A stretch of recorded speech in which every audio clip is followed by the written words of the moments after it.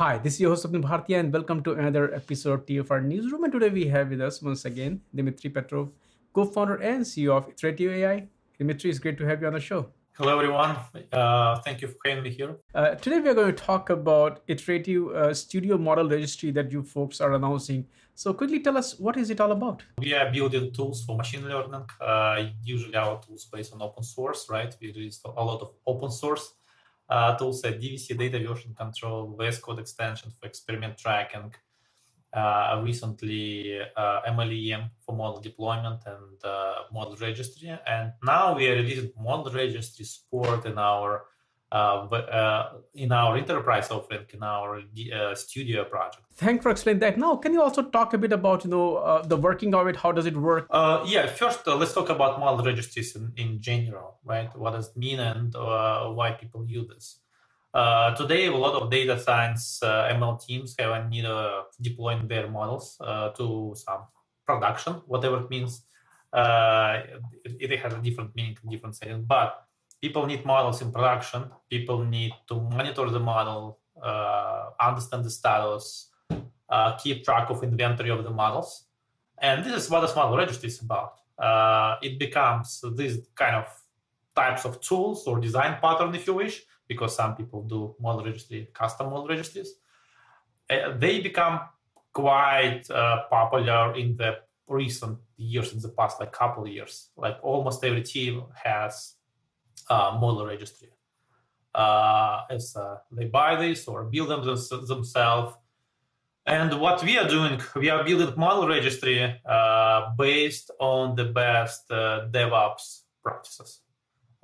This is what makes our model registry different. We are saying that people use Git and GitOps principles for software application deployment. Why don't we do the same for model deployments?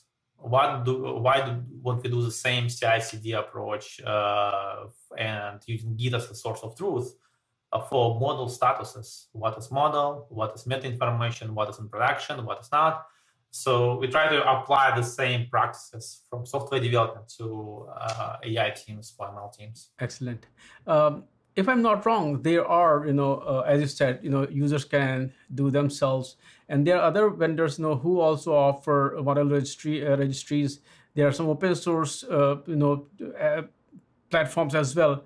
So, can you talk about how different?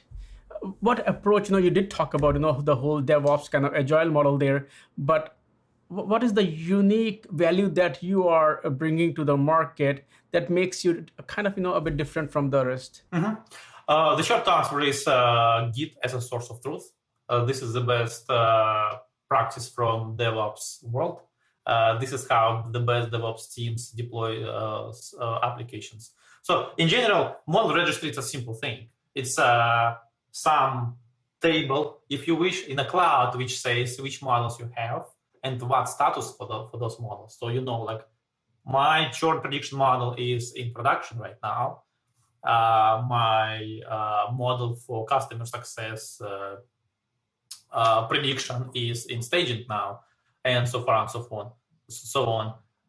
We are saying let's keep this information in a Git as a Git tags, as a meta information and files. So that's in this way you won't have like additional moving parts in your infrastructure, which is model registry. Your GitHub plays the role of the model registry, if you wish. All information is here. What we do in addition to this, first we give you like a nice wrapper, nice open source tools to instrument this. You can do this by hand, but we kind of help you to do this faster. And second, we put together a beautiful UI on top so you can visualize the inventory of your models, statuses of your models. This is what your team needs, managers, teammates, etc. It helps you to get even more value from the models. Right. Can you also talk about, this is model registry. So is it like private that folks, companies, teams can do their own? Will there be a public one as well? So right now, our focus is companies and teams inside the company. However, we do see the need to models from outside of the company. because some people need to share this, some people need to collaborate on this model. The best example is Hugging Face. They have like a bunch of models, usually like a lot of NLP models, pre-trained models with available through different APIs. So we right now that's not our focus. Our focus are companies. However, we do have ability to share models publicly, and if your repository is public, so kind of your models are already shared, you can share also the through the studio the statuses of the models. So those statuses will be also shared and available for everyone. But right now that's not focused, but I hope we can get more progress later with the public models. And looking at the way Iterative is working, I'm pretty sure there will be a lot of additional features, and other, that will be added. So while you can say that's not the focus, but I'm sure that you and I will be sitting and talking very soon to talk about other features as well. Now, going back to the point of open source that you mentioned, and we have talked so many times, and we keep reinforcing your stand. The importance of open source. So once again, let's repeat that message. Why open source? Oh, there are multiple reasons actually. In general, open source, that's the right reason to build infrastructure. And what we are doing infrastructure for AI teams, right? That's the way you can get, first of all, community and fast feedback loop from customers. So it helps us a lot to improve our products. So when we release our software, a usual company gets like 1 to 3 clients, right? Usual startup, I would say, in our scale. We are getting hundreds of users like from day one. So a lot of feedback, a lot of valuable feedback. That's one point of view to get to the customers faster. Second is trust you establish with the customers. So if you are open, you openly share your source code, you're sometimes even part of your development process. People kind of understand, have a more trust for you, for your software. It's easy to work with people. So that helps a lot in community building, in customer discussion, etc. So, but in general, that's DevOps tools space. And I consider AI as a DevOps, AI tools as a DevOps, as a developer tools.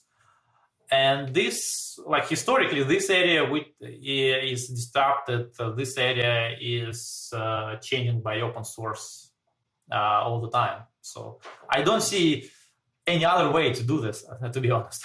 So one question I also have for you is that, can you also talk about, for going back to the point of Studio Model Registry, who are the ideal use cases or target audience that you are looking at with this announcement? With Model Registry, the goal we're trying to reach is to make data science team, AI team, responsible not only for development models, for models development, but also for lifecycle of the models.